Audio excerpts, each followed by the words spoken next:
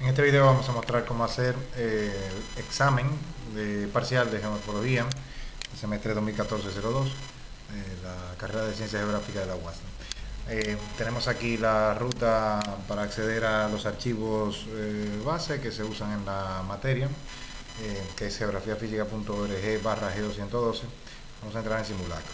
El simulacro contiene una serie de archivos, entre todos empezando con simulacro, la palabra simulacro, y entonces bueno, el examen es el PDF, que es este que podemos ver aquí.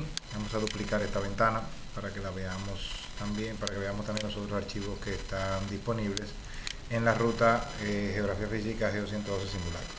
Está un archivo OpenOffice Calc, que es una hoja de cálculo con muestreos de clastos hechos en el río Banilejo, que son los que van a ser utilizados en las preguntas 3 y 4 del examen.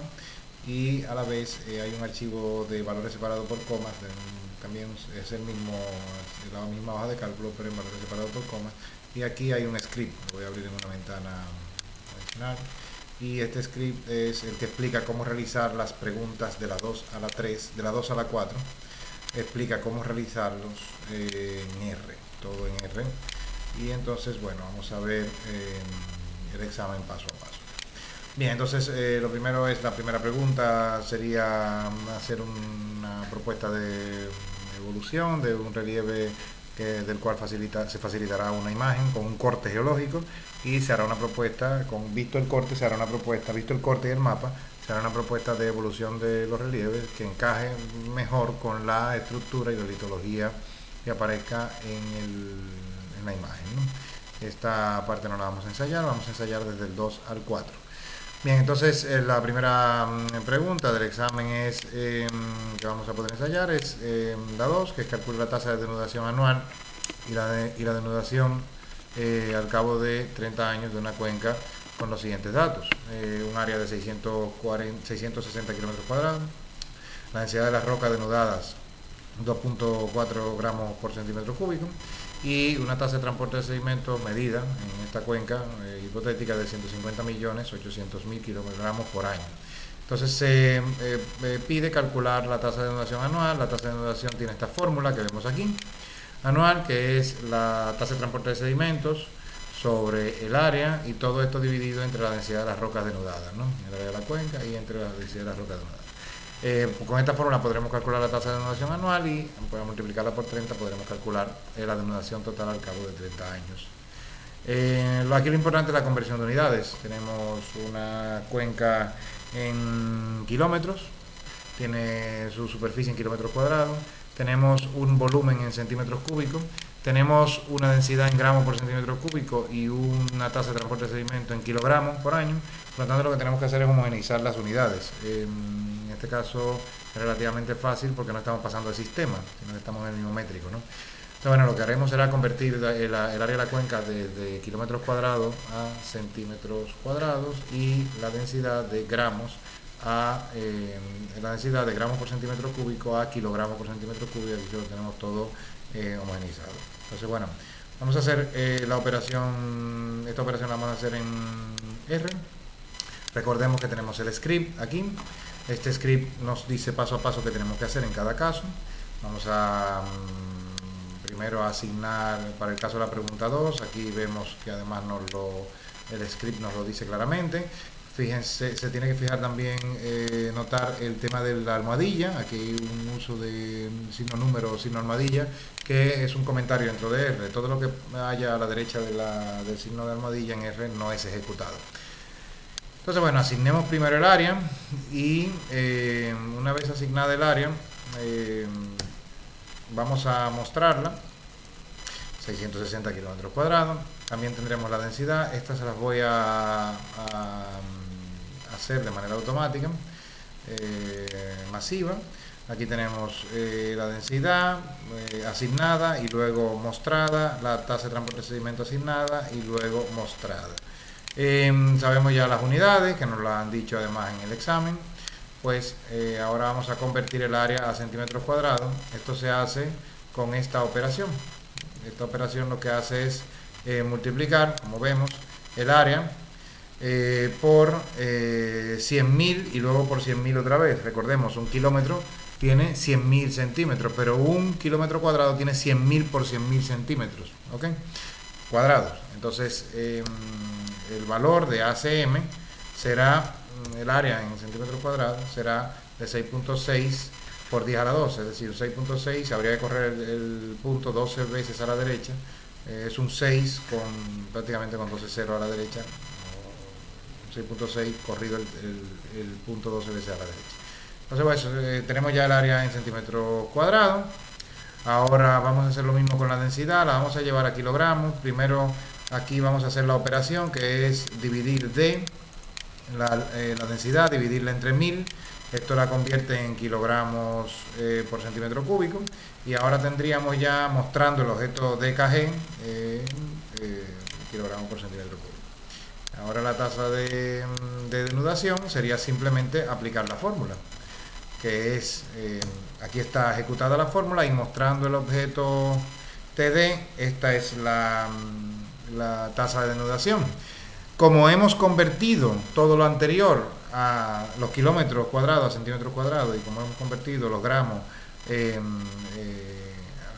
a kilogramos, en este caso según la fórmula mostrada aquí, según la fórmula, se anularían los kilogramos uno contra otro y unos centímetros cúbicos se anularían con unos centímetros cuadrados y quedaría una unidad total al final de centímetros por año. Es decir, se pierden por año en la cuenca 0.09 en altura, 0.09 centímetros cada año. Esto lo podemos mostrar en R con una sentencia, con un código que pega una cadena de valores con un valor, que es esto, ¿no? Con la función paste, ¿no?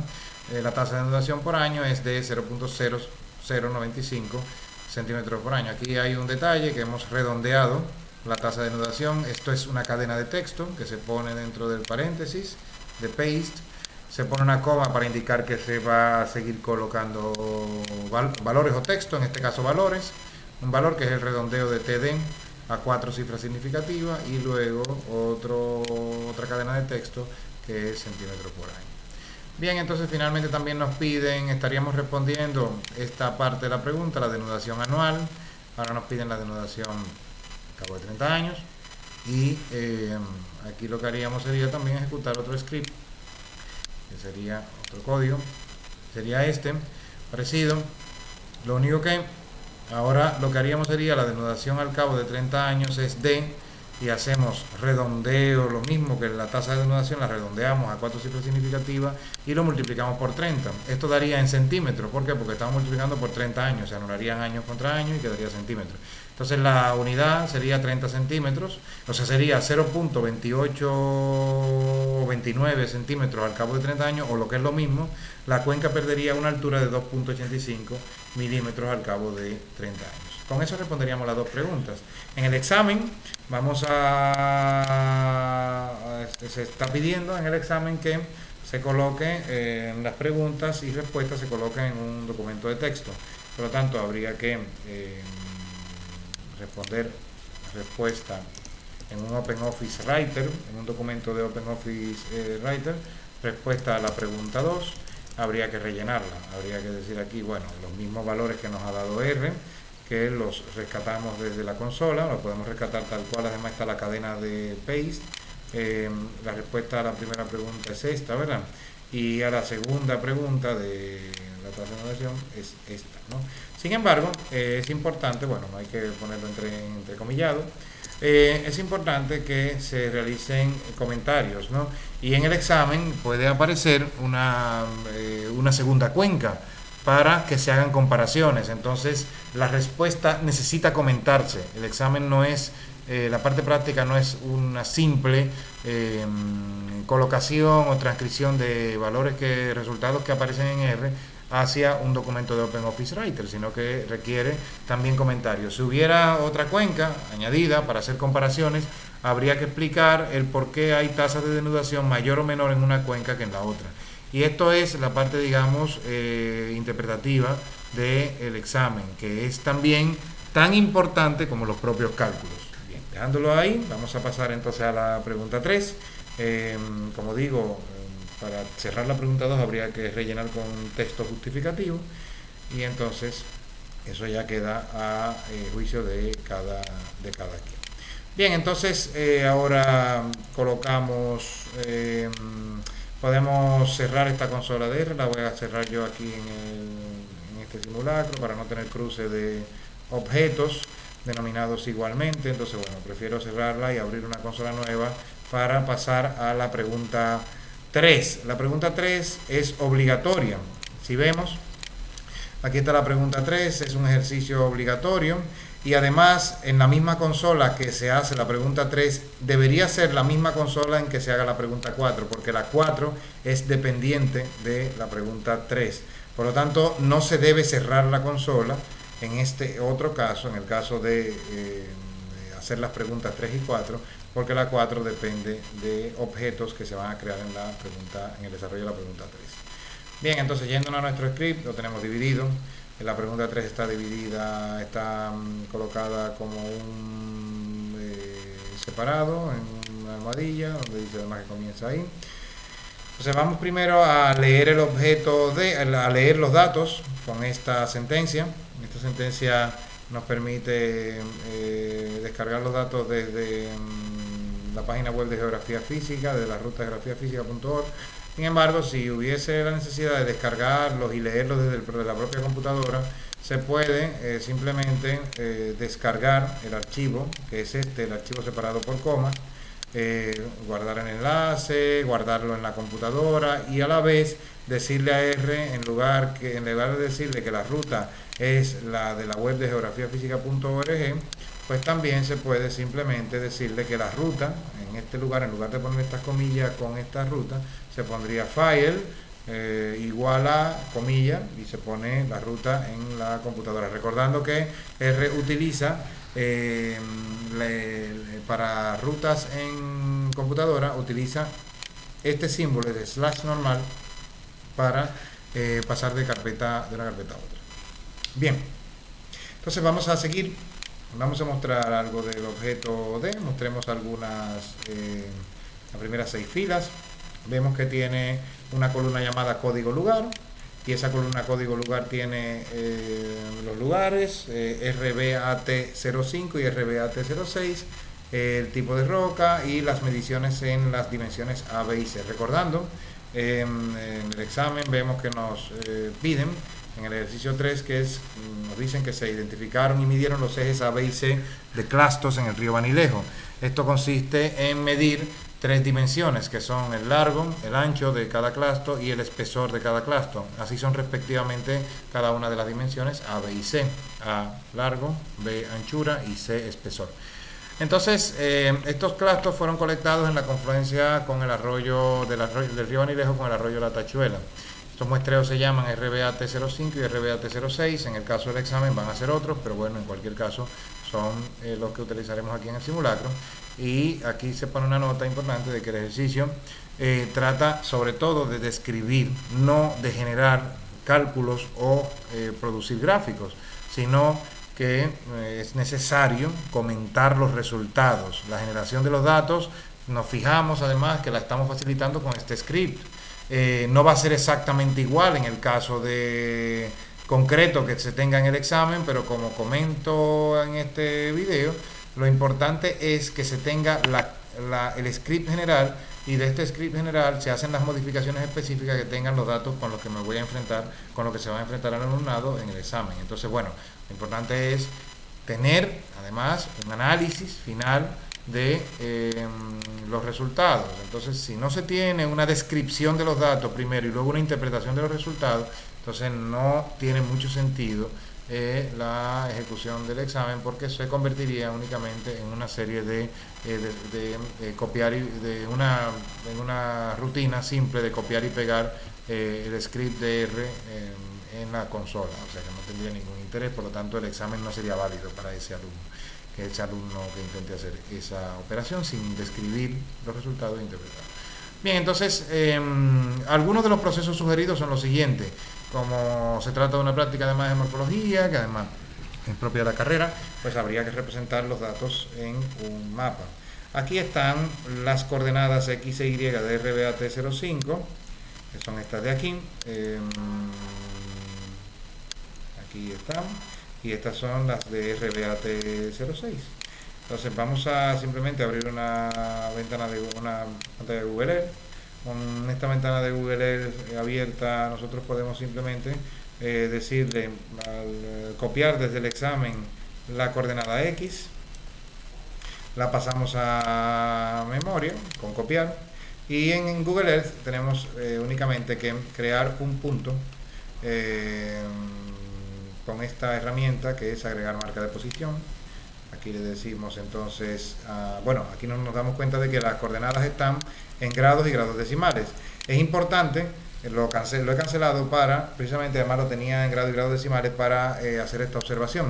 Las coordenadas se cambian en el menú herramientas, comando opciones, y en la pestaña vista 3D, en mostrar la long, se le dice universal transversal de Mercator, que es en el sistema en el que están estas coordenadas. Nos fijamos que el sistema de referencia espacial es UTM, sistema de referencia de coordenadas es UTM W64, por lo tanto es importante que lo pongamos el programa en ese sistema para que entienda las coordenadas que le vamos a facilitar.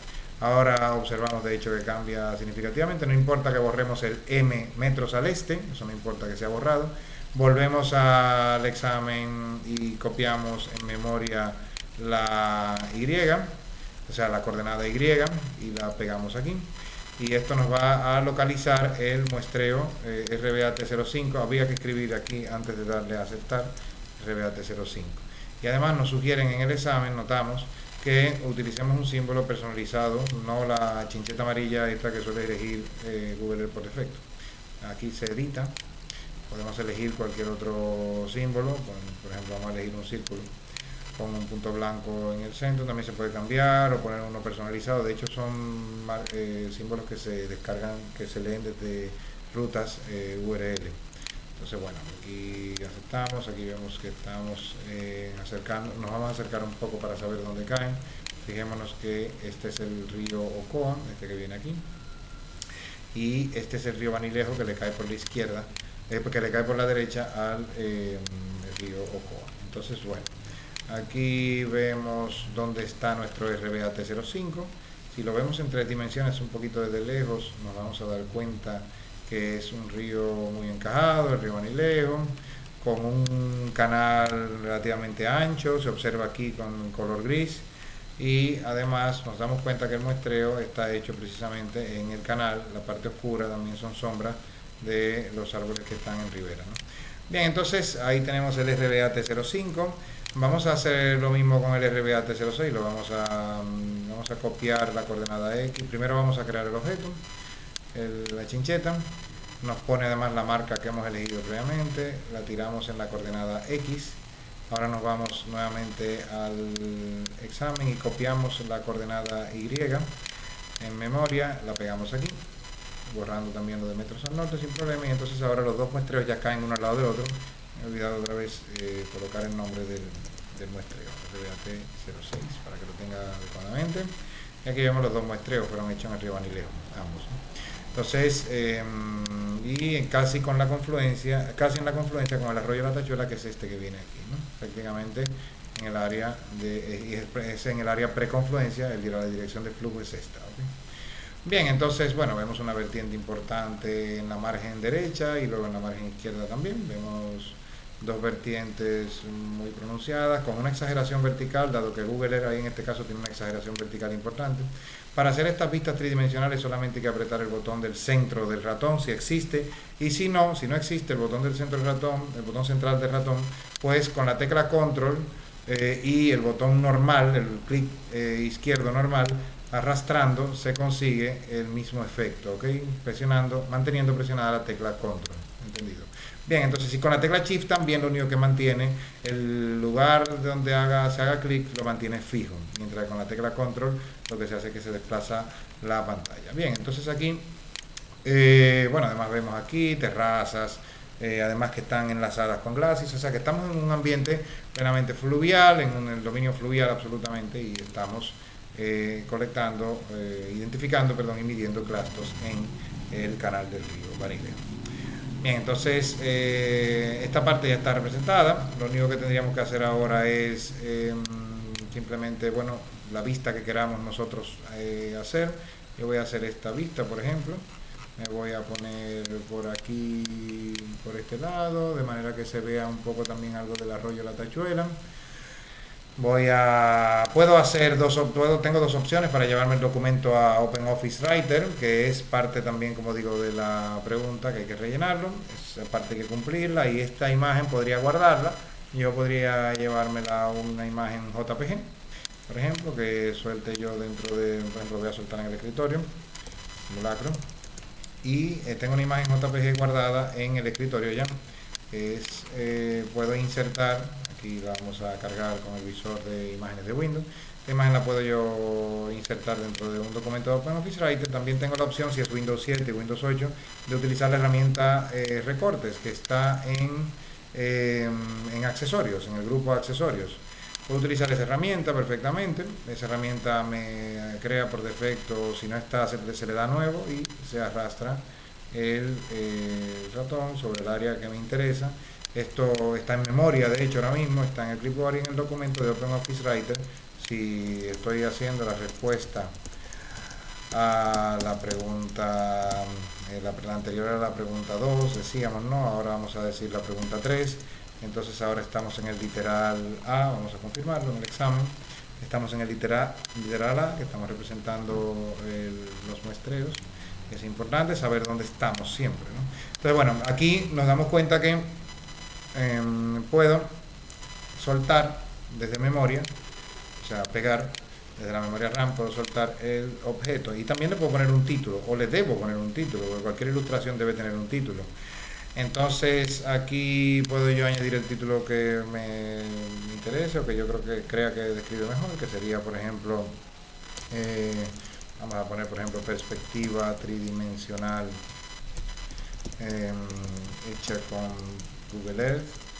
Se puede también consultar la página de cómo hacer citaciones con Google Earth, si se basa en un documento que va a ser publicado, ¿no? Hecha con Google Earth, de los muestreos RBAT 05 y RBAT 06 en Cuenca, vamos a poner subcuenca del río Banilejo, cuenca del río Ocoa. Podemos decir que son muestreos de los muestreos de clastos. Podemos poner también entre paréntesis identificación y medición de clastos, de los muestreos de clastos RBAT 05 y RBAT 06, cuenca del río Baileo, cuenca del río Coa. Cuando le dé a aceptar, va a soltar debajo un título. Ese título es dinámico. Si yo meto otra ilustración antes, también este 1 cambiaría, aquí se pondría un 2 y le asignaría el 1 al anterior. Si pongo una después también, bueno, pues son títulos dinámicos. Entonces, bueno, aquí vale la pena. Con esta descripción es suficiente para además decir lo que hay, pero siempre se pueden decir más cosas. El río está encajonado, en fin, un río verdaderamente en un valle en V perfecto, con terrazas laterales, glacis de enlaces y demás. Bueno, cualquier otra descripción que nosotros veamos sobre la vegetación también, las comunidades cercanas. Esta información también se puede complementar poniendo lugares de Google Earth, aunque los lugares en esta zona son escasos, pero existen de hecho algunos nombres por aquí de la base de datos de Google que pueden aparecer ahí. Podemos poner que aparezcan las etiquetas también, que son de las capas por defecto de Google. Aparece, por ejemplo, aquí el cercado y demás. Podemos poner también la capa de calles, que bueno, en este caso serían carreteras o caminos. No aparecen por esta zona mucho porque realmente es un área que es poco visitada, pero si nos damos cuenta, la capa de calle pues sí tiene en otros lugares, ¿no? Es importante muchas veces también, bueno, destacar que a veces hay fotografías en los lugares, porque estas fotografías las hacen, realmente las suben los usuarios a la base de datos de Google. Cargando la capa de fotografía, pues vemos que se nota que el río Banilejo no es un sitio, digamos, muy visitado, pero si nos damos cuenta en otros lugares de la cuenca, de la propia subcuenca del río Banilejo, sí hay algunas fotografías que son estos iconos que aparecen aquí con este fondo azul. Entonces, bueno, visto esto, vamos ahora a pasar a la pregunta a la literal número B de la pregunta 3, que sería calcular la cantidad de clastos en cada muestreo y en total, también por tipo de roca, tanto para el conjunto como por cada muestreo. Bien, entonces aquí podemos ya también seguir con nuestra consola para ello. Seguiríamos haciendo un proceso de generación de una columna. Vemos que la columna, como digo, aquí tenemos una columna con el tipo de clasto. En el examen además se explica que los códigos que se asignaron, que se usaron para rocas en campo fueron 1 para la volcánica, 2 la piroclástica, y así como aparece aquí en esta nota. Esos datos los podemos utilizar para colocarlos en una columna nueva que se llame tipo T. Cuando generamos un vector nuevo, para generar una columna nueva dentro de un data frame, dentro de un marco de datos, simplemente tenemos que asignar un nombre nuevo, o sea, es decir, llamar al objeto, en este caso D, que es el data frame, signo de moneda y el nombre de la columna nueva que quiero crear. Si no creo una columna nueva y uso un nombre anterior, lo que hace es sobreescribirla. Entonces, bueno, en este caso la función factor lo que hace es tomar niveles desde la columna tipo, que ya los tiene, decir que estos son los niveles posibles que tenemos y que las etiquetas de esos niveles son estas que muestro aquí en pantalla, que son las mismas que aparecen como nota en el examen. Entonces 1 es equivalente a volcánicas, 11 es metamórficas, 12 es piroclásticas, 3 riolitas, en fin, y así. Está asociado, está sincronizado esta lista con esta otra lista, con este objeto combinado. De manera que ahora en la tabla, si vuelvo y cargo la tabla, ahora tengo una columna llamada tipo T, y esa columna contiene los nombres de las rocas, ya no por código, sino por nombres, que es para nosotros mucho más fácil de manejar. Bien, entonces volviendo al script, aquí tenemos una sentencia siguiente que nos actualiza los niveles. Si nos fijamos, si le decimos, por ejemplo, que nos cargue el objeto, o sea, el vector tipo T, nos va a decir que nos va a dar todos los tipos de rocas que hay en la tabla, es como organizando esta columna como si fuera un vector, y aquí nos dice cuáles son los niveles que tiene este factor. Esto es un factor para él, porque la columna tipo T además es de caracteres, o sea, es de cadena de texto, o sea que bueno, en cualquier caso la considera de entrada ya un factor, y además dice los niveles que tiene. Los niveles son los posibles valores que puede asumir la variable, en este caso el factor. Entonces bueno, vemos claramente que tenemos 9 tipos o 10 tipos, y esos no están aquí. Por ejemplo, aquí no aparecen, si nos fijamos, por ejemplo, riolita, piroclástica, plutónicas, no las encontramos aquí en la lista. Entonces para eso, para actualizar los factores, simplemente copiamos esto, lo pegamos y esto actualiza los niveles disponibles dentro de la columna factorial, de manera que ahora si llamamos nuevamente el vector tipo T, nos va a aparecer que solamente están los niveles que tienen presencia dentro de la columna. Bien, ahora vamos a responder al literal B.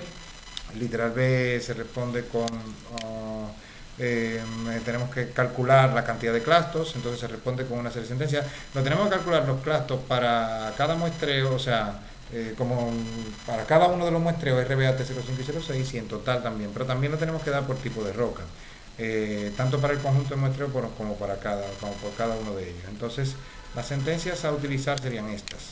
Vemos aquí, bueno, esto nos da primero que nada el total de clastos, que es la primera función que debemos ejecutar. Sería equivalente a esto, ¿ok? La longitud de un vector que esté siempre, de una columna que esté siempre llena. Ok, 208 clastos.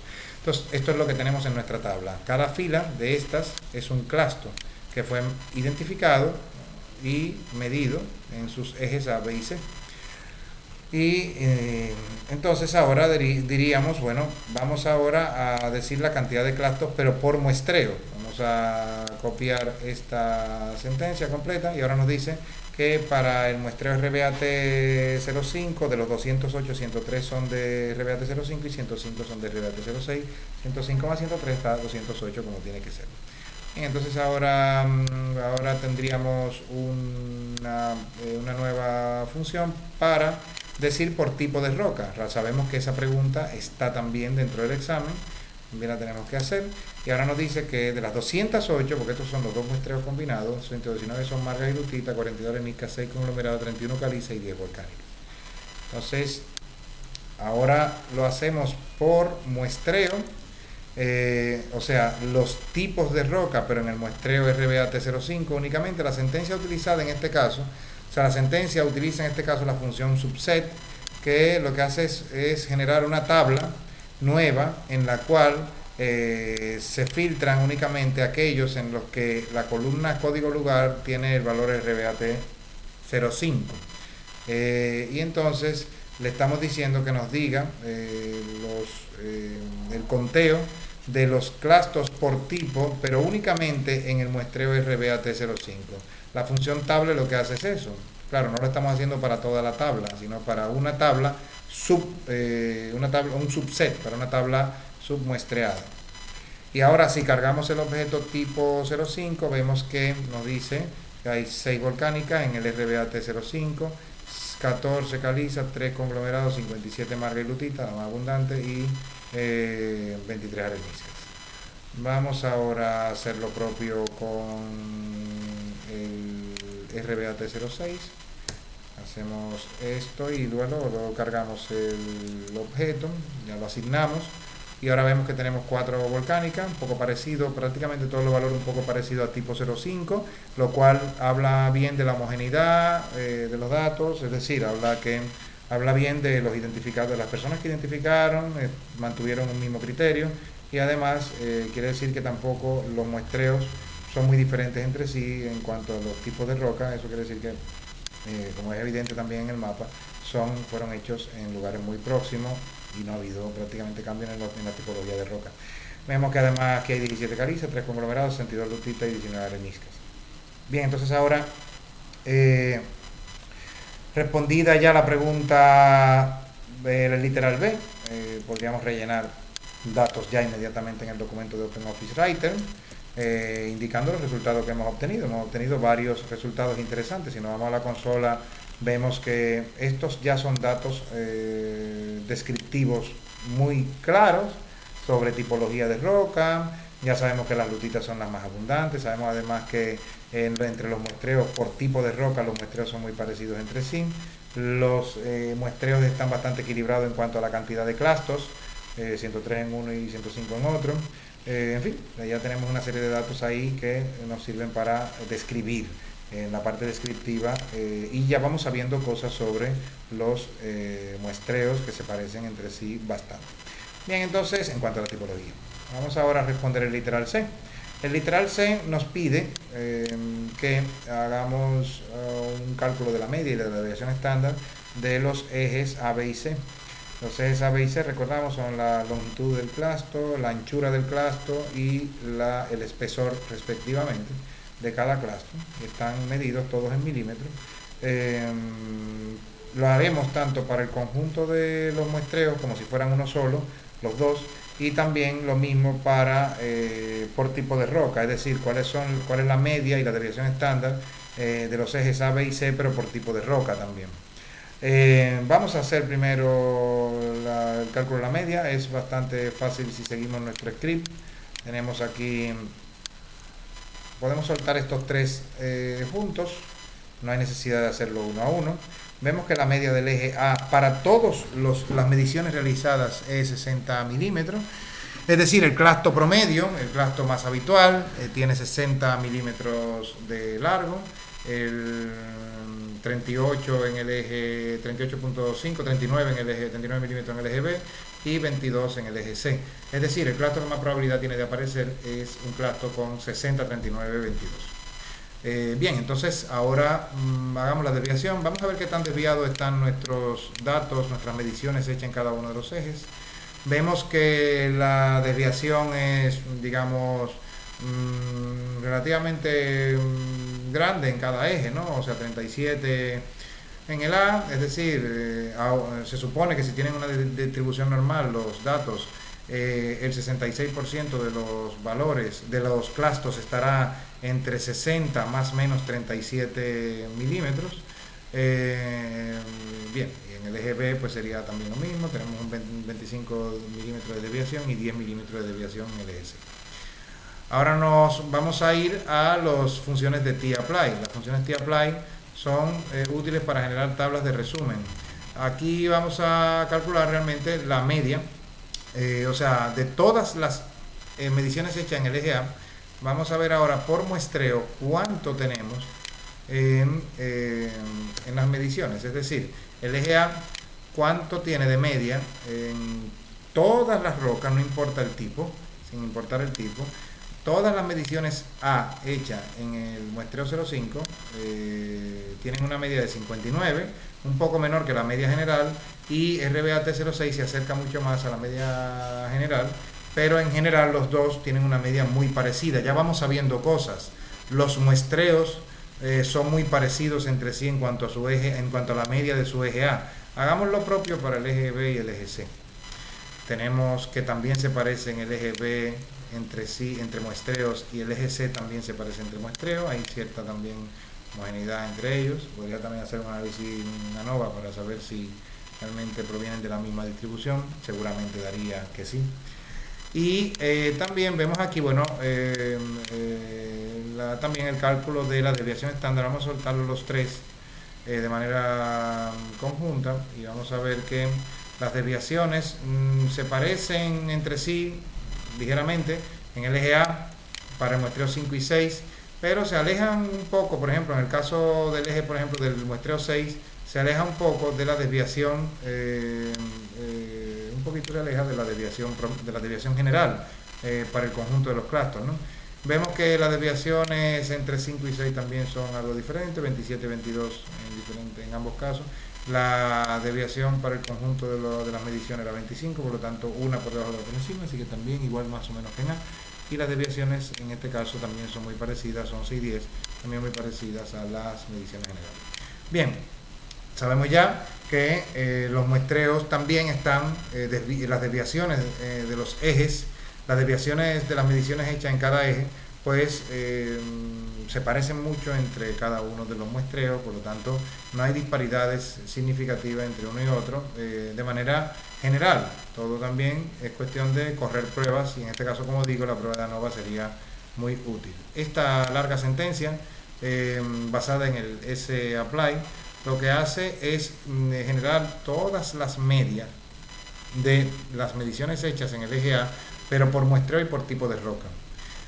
La sentencia es un poco larga, pero nos fijamos que usa el objeto D, genera un único valor de los códigos de lugar, o sea, RBAT05 y RBAT06, los organiza por orden alfabético, y luego genera la función que utiliza en este caso la variable X, que se la asignamos a la variable índice de la función sApply. Dentro de una función tapply, en este caso lo que hace es generar una tabla dentro de otra. Tapply es una función en este caso que lo que está calculando es por tipo de roca. Fijémonos que aquí estamos utilizando como índice tipo de roca y luego tenemos un índice por fuera que es por muestreo, entonces vamos a tener anidado uno sobre el otro. Al ejecutarla vamos a darnos cuenta que con una simple sentencia tenemos rápidamente las medias por tipo de clasto en cada uno de los muestreos. Uno es el muestreo RBAT05, es el primero en orden alfabético, y el otro es el RBAT06, que es el 2. Y nos fijamos que las rocas, ya aquí tenemos también mucho más datos, ¿no? Las rocas más grandes en términos de media de su eje A, en términos de la longitud de su eje, en términos de su longitud, los clastos son más grandes, las volcánicas y las areniscas, y esto es además relativamente homogéneo entre muestreos, sobre todo para las volcánicas que tienen prácticamente una misma media de EGA, y las areniscas tienen una media un poquito diferente entre sí, entre los muestreos, pero también relativamente grande.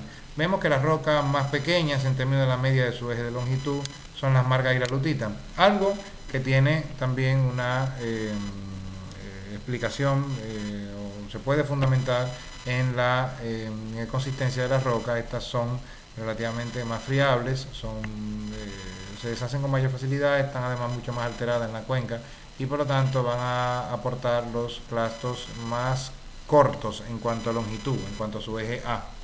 Bien, entonces ahora hacemos lo propio como nos lo piden también para la desviación estándar, a ver qué tanto se parecen las desviaciones entre muestreo y por tipo de roca. Vemos que las volcánicas en el muestreo 1, esto es un dato interesante, las volcánicas en el muestreo 1 tienen una desviación mucho menor que la volcánica en el muestreo 2.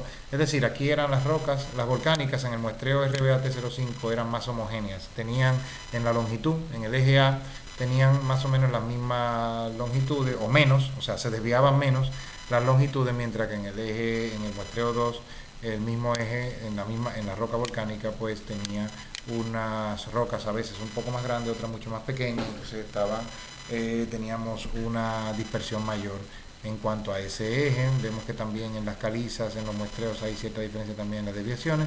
Esto también habría que vincularlo a la posición en el canal, y esto sería interesante también para seguir haciendo análisis, ¿no? En cuanto a las desviaciones, ¿no? El saber por qué hay estas desviaciones tan diferentes y justificarlo en base a la posición en el canal, que no se ve esto muy claramente en Google Earth, pero nos damos cuenta que RBAT05 y RBAT06 están en posiciones diferentes.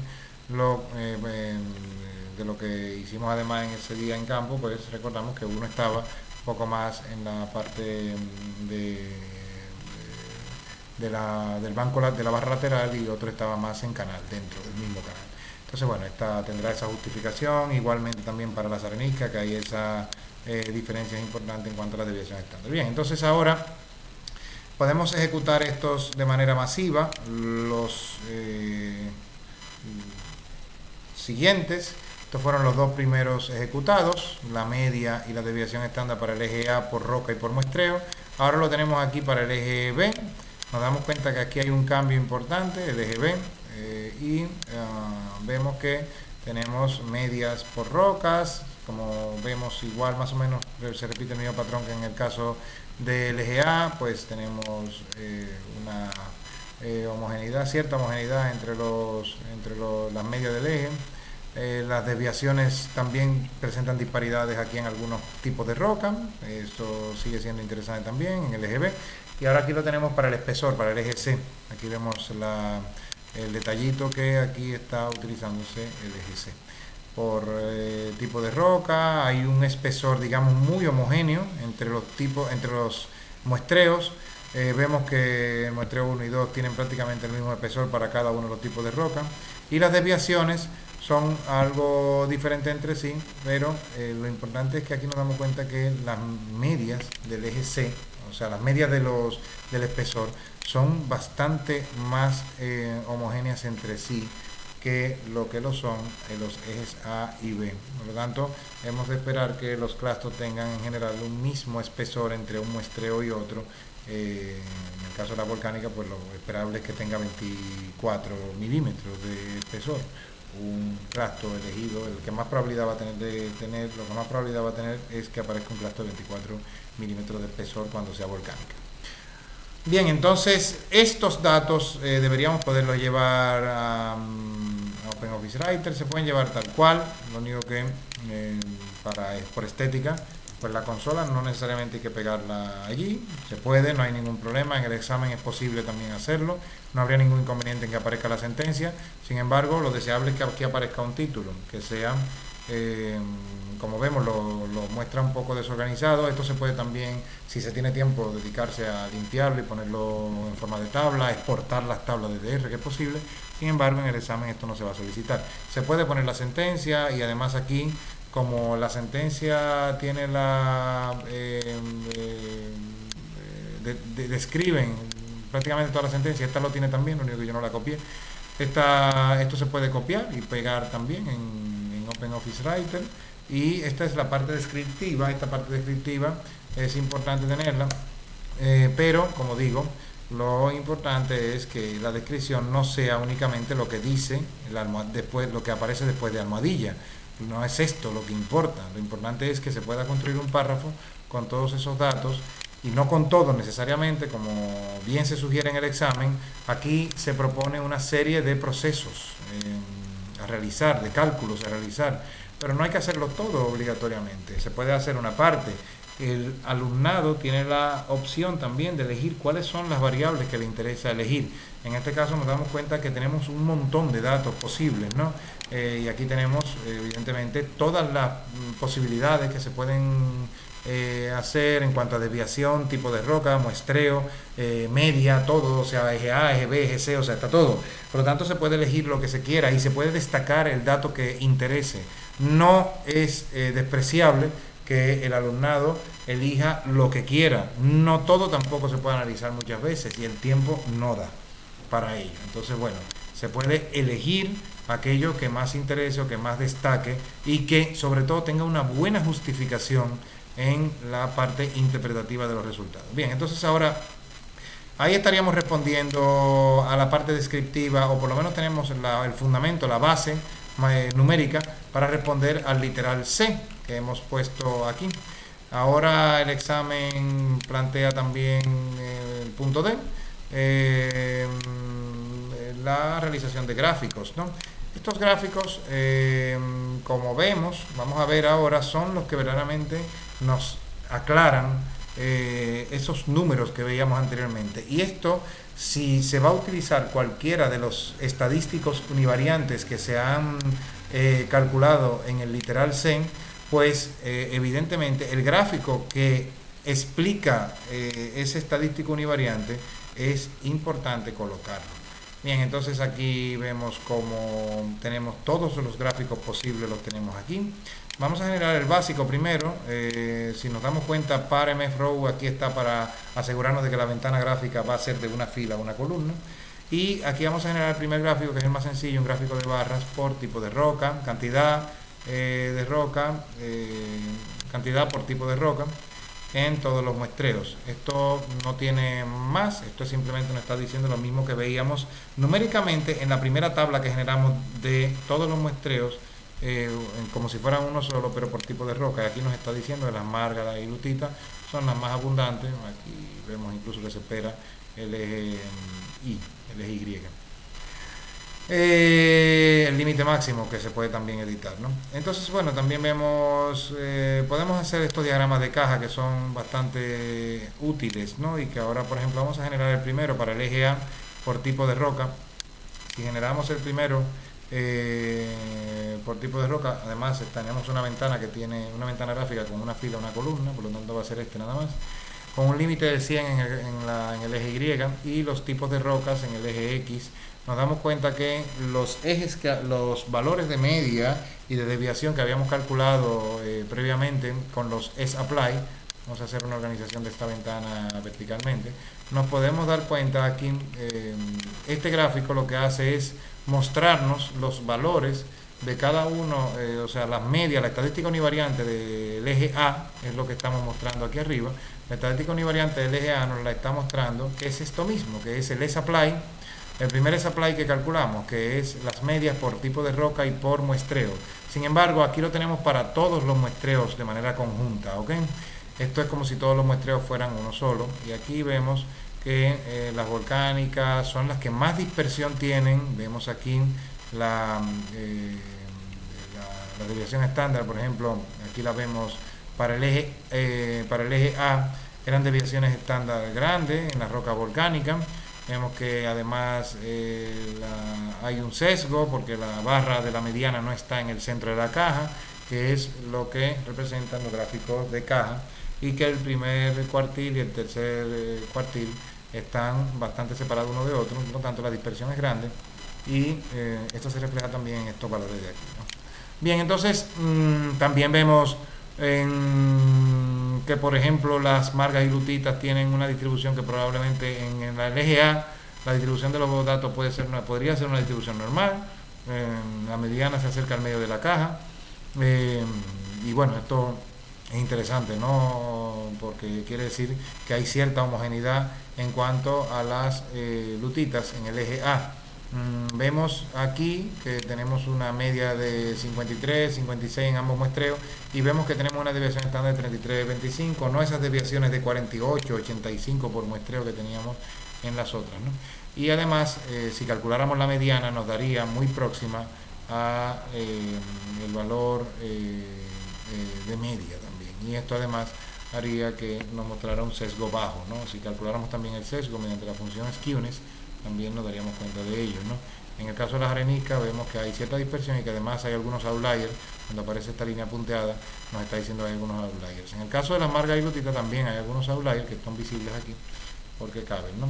Sin embargo, el sesgo por lo menos no es tan alto como en el caso, por ejemplo, de los conglomerados, que parece que hay mucho sesgo, ¿no? Bien, entonces ahora podemos hacer el mismo gráfico de box plot, o sea, el diagrama de caja para el eje B.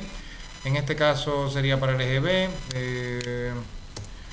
Vemos como manteniendo el eje Y con un máximo de 100, vemos como todos los valores descienden, eso está muy bien. Es bueno que el eje B nos dice que los datos están bien hechos, porque el eje B se supone tiene que ser más pequeño que el eje A, por definición. Y vemos además que ahí el sesgo en algunos clastos se reduce, la dispersión también es un poquito menor, evidentemente estamos hablando de medias también más pequeñas, por lo tanto si lo hiciéramos con coeficiente de variación también nos daríamos cuenta de que probablemente es proporcional también. Y ahora con el eje C todos los gráficos de caja descienden y ahora nos damos cuenta también, bueno, que tenemos algunos consejos como los conglomerados y demás, y parece ser que las calizas son las que menos sesgos podrían tener, ¿no? Ahora vamos a generar los gráficos de caja vamos a generar una ventana gráfica con una fila pero 3 columnas, y vamos ahora a generar un trío de gráficos de caja.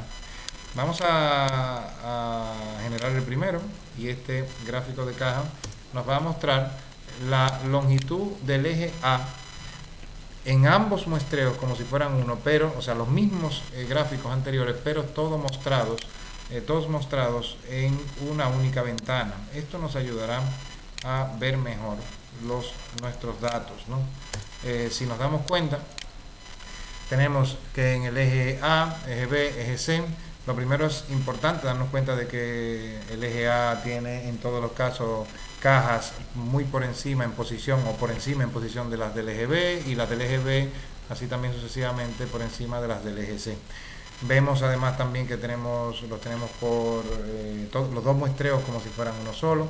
Nos damos cuenta aquí ya del conjunto que veíamos antes pues de manera separada, gráfico a gráfico, lo vemos aquí en conjunto, y nos ayuda también a darnos cuenta de estos valores de sesgo que tenemos, de los outliers presentes en algunos tipos de roca. Las margas y lutitas tienen outliers, eso es importante. Sin embargo, vemos que la mediana por lo menos está en el centro de la caja.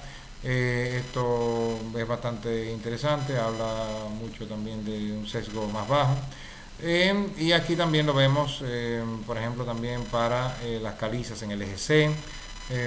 Y también quizá podríamos decir lo mismo para el eje A, no mucho, aunque hay un ligero sesgo. Sin embargo, nos damos cuenta que hay sesgo en prácticamente todas el resto de rocas, ¿no? El resto de tipo de roca y el resto de dimensiones. Cosas extremas como esta, por ejemplo, las areniscas, en las que seguramente habrá unos valores extremos que generan estos sesgos y desvían la distribución hacia en este caso derecha o izquierda, pues da igual, en cualquier caso no importa hacia dónde la desvíe, en cualquier caso lo que sí vemos es que el sesgo es importante, ¿no? O sea, bien, entonces ahora visto eso, también podemos generar una serie de histogramas, y no solamente son estos gráficos los que podemos generar, podríamos generar muchos otros. Como tenemos una ventana gráfica que tiene ahora mismo 3 columnas y una fila, pues vamos a maximizar un poco esa ventana gráfica. Vamos a ver en el histograma la distribución. El eje C, en el histograma nos damos cuenta de que hay una cierta simetría. No es por tipo de roca aquí están todas las mediciones del eje C metidas dentro del histograma. Como digo, se podrían generar ahora nuevos gráficos, por ejemplo, el histograma del eje C, pero únicamente para las volcánicas, por ejemplo, o para las más abundantes, para las margas. El histograma del eje C por muestreo, por el muestreo RBAT05, RBAT06, y así podríamos obtener nuevos análisis, ¿no? Es decir, intentar llevar cada uno de estos, de esta estadística, cada uno de estos estadísticos univariantes, llevarlos a gráficos de histogramas o gráficos de cajas, ¿no? Bien, estos histogramas también nos dicen mucho sobre aquí lo vemos ya también, el sesgo a la derecha en el eje C, el sesgo a la derecha también en el eje B, el sesgo a la derecha en el eje A. Es importante en el eje A ese sesgo también, como vemos, se llega hasta incluso hasta valores de 300 milímetros, que es bastante, o sea, estamos hablando de que ya hay un sesgo importante, aunque sea uno o dos clastos, lo importante es que hay presencia de algunos de esos valores extremos por allí.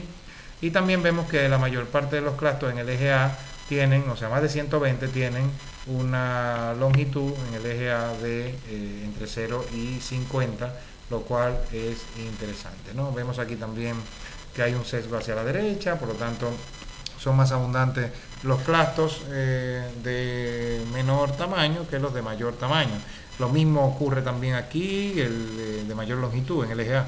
Y lo mismo ocurre en el eje B y en el eje C. El sesgo a la derecha lo que nos está diciendo es que hay mayor presencia de clastos de tamaño pequeño que de tamaño grande. Los clastos grandes son los menos abundantes, lo vemos además en la distribución del histograma, vemos que hay muchos, hay una mayoría, más de 120, que están entre 0 y 50, o menor de 50 milímetros son la mayor parte de los clastos, porque sumaríamos estas dos barras y una parte de esta, y tendríamos un verdadero, una clara, una distribución sesgada. En el eje C tenemos el sesgo a la derecha también, pero con la aparición de estas barras ya que dan una mayor simetría a la distribución.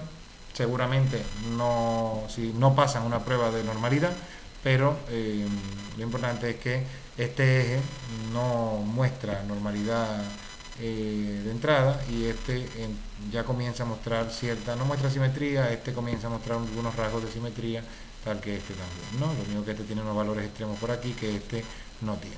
Entonces, bueno, el eje C es el que más se va aproximando a una cierta homogeneidad de datos y a una distribución más simétrica.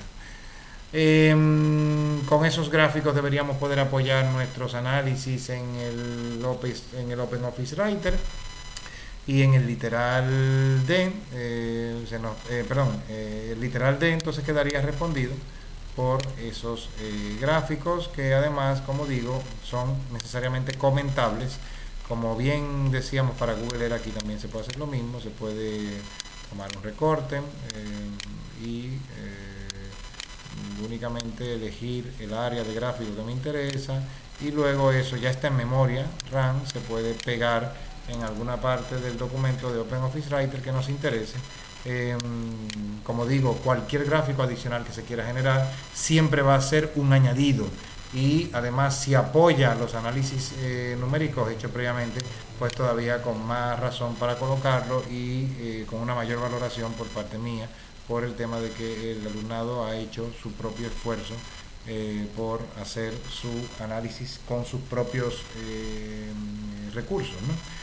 Bien, entonces ahora nos quedaría la pregunta 4, que es determine si existe dependencia entre el tipo de roca y los muestreos RBAT05 y 06, o lo que es lo mismo.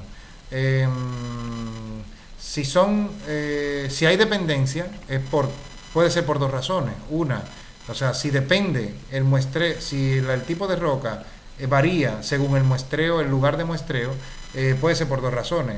O en uno de los muestreos las personas que identificaron no lo hicieron con el mismo criterio que en el anterior, si es que ambos muestreos fueran homogéneos en cuanto al tipo de roca, o en realidad es porque existe una diferencia entre los tipos de roca, entre la distribución proporcional de los tipos de roca, porque la posición geomorfológica sea muy diferente entre sí. Por ejemplo, no esperamos obtener una homogeneidad, o sea, no podríamos, no esperaríamos que hubiera la misma proporción de rocas en un muestreo hecho en el canal del río contra un muestreo hecho en una terraza, por ejemplo, de +4. Entonces, cuando se dice que hay dependencia, es porque en un muestreo nos vamos a encontrar un tipo de roca y en el otro nos vamos a encontrar otro. Para eso se utiliza una prueba llamada prueba de chi cuadrado. La prueba de chi cuadrado lo que hace es determinar la dependencia entre, o la independencia en este caso, porque la hipótesis nula es los muestreos son independientes de el tipo de roca o viceversa, el tipo de roca es independiente del muestreo, porque sería lo mismo decir, hay independencia entre el factor tipo de roca y el factor lugar de muestreo. Por lo tanto, nosotros utilizaríamos la prueba de chi cuadrado y lo que estaríamos evaluando sería la hipótesis nula de independencia. Es decir, si hay independencia entre los muestreos, entonces lo que esperaríamos encontrar, si los muestreos son muy parecidos entre sí, pues entonces son independientes del lugar de muestreo. El lugar de muestreo no es el que condiciona la diferencia en los tipos de roca, en el caso analizado, en este caso, ¿no? Que es el que vamos a ver. Recordemos las tablas que tenemos. Tenemos una tabla generada previamente, que es esta, que nos dice los tipos de roca. Aquí tenemos tipo de roca, en cantidad de clastos según tipo de roca en RBAT05 y cantidad de clastos según tipo de roca en RBAT06. Recordemos que veíamos cierta homogeneidad, las proporciones relativas son muy parecidas, 17 calizas en uno, 14 en otro, 4 y 6, 3 y 3, 62, 57. Por lo tanto, en cuanto a tipo de roca, la cantidad de clastos no es muy diferente entre sí. Entonces nosotros esperaríamos no rechazar la hipótesis nula de independencia. Es decir, son independientes el lugar de muestreo y el tipo de roca. Si hubiera dependencia entre ellos, en uno hubiera más de un tipo de roca y en el otro hubiera más de otro tipo de roca. Por lo tanto, vamos ahora a ejecutar esa prueba. Tenemos un script aquí para ello. Recordemos que hemos generado dos objetos previamente. Esos dos objetos son los que mostré previamente, que son el tipo 05 y el tipo 06. Por lo tanto, la pregunta 4 del examen está conectada, está conectada a la pregunta 3, porque es un objeto que hemos generado previamente ahí atrás. Si no lo hubiésemos generado, tendríamos que ejecutar todas las sentencias hasta llegar al lugar donde se generan los objetos tipo 05 y tipo 06. Lo que vamos a hacer es lo siguiente. Vamos a utilizar una función de R llamada cbind o column bind, o pegar, unir dos columnas en un mismo data frame, en un mismo marco de datos, y eso lo vamos a asignar a un objeto llamado TC, o sea, tipo de cluster en 05 y 06, en un único objeto, ¿no? Entonces, al generarlo, vamos a generar con ello una matriz de contingencia. Esa matriz de contingencia lo que nos dice es por tipo de, por tipo de cluster en el muestreo 05 y en el muestreo 06. Tenemos como título de columna tipo. Bueno, no debería ser, podríamos también además cambiar incluso esos nombres de columnas, ¿no? Esos nombres de columna incluso podrían ser más bien muestreo RBAT05 y muestreo RBAT06. Sin embargo, hecha la anotación, pues no tenemos más que aclararlo, ¿no? Simplemente tipo 05 está referido a, esta columna se refiere únicamente a los muestreos hechos en RBAT05 y esta columna se refiere a los muestreos hechos en los clastos según tipo de roca en el muestreo RBAT06. Bien, entonces ahora la prueba de chi cuadrado es ya la parte más sencilla realmente de ejecutar. Hay una nota aquí importante a tener en cuenta que nos dice que la prueba de chi cuadrado, cuando se aplica a una matriz, simplemente se escribe la matriz y entonces ya por defecto la prueba de chi cuadrado va a evaluar la independencia entre los factores muestreos, que son estos dos. Este es el factor muestreo tiene 2 columnas, y el factor tipo de roca, que tiene 5 filas, 5 niveles. Este tiene 2 niveles y este tiene 5. Él va a evaluar la independencia, en la prueba de chi cuadrado va a evaluar la independencia entre el factor lugar de muestreo y el factor tipo de roca. De esta manera, cuando uno coloca el objeto que uno coloca dentro de la prueba de chi cuadrado, es el objeto, es una tabla de contingencia, él ya sabe que va a evaluar columnas contra filas. Se utilizan permutaciones, o sea, se simula el valor de P y se le pone que sea igual a verdadero, porque en esta tabla de contingencia hay algunos valores esperados que podrían ser menores a 5, y entonces la aproximación podría ser incorrecta, y lo recomendable en ese caso es simular el valor de P haciendo unas cuantas permutaciones. Si hacemos el valor por defecto, si asumimos el valor por defecto, es decir, si no decimos cuántas permutaciones, él ejecuta 2000 el programa, ¿no? La función chi-square test, ¿no? Le vamos a dar a Enter y bueno, nos fijamos en el valor de P. En este caso el valor de P es mayor. Vamos a elegir un nivel de significancia de 0.05. En este caso es una prueba de una cola, no es una prueba de 2 colas. Para el caso del chi cuadrado siempre es así. Y nuestro valor de P es 0.88. Al ser un valor mayor que el nivel de significancia, no podemos rechazar la hipótesis nula. La hipótesis nula es: hay independencia entre el factor lugar de muestreo y el factor tipo de roca. Es decir, son independientes uno de otro. Por lo tanto, como son independientes, no espero que cambie el tipo de roca, la cantidad de clastos según tipo de roca, no espero que cambie al irme a otro lugar de muestreo. Por lo tanto, esos dos factores son independientes entre sí, y eso nos indica que hay independencia y que nuestros datos son relativamente muy parecidos, nuestras distribuciones de clastos según tipo de roca entre muestreo RBAT05 y RBAT06, las proporciones son muy parecidas. Bueno, con eso concluiría el simulacro completo. La pregunta 4 estaría respondida hasta aquí, y esperamos entonces que con esta buena, digamos, script pueda realizarse un examen de manera satisfactoria.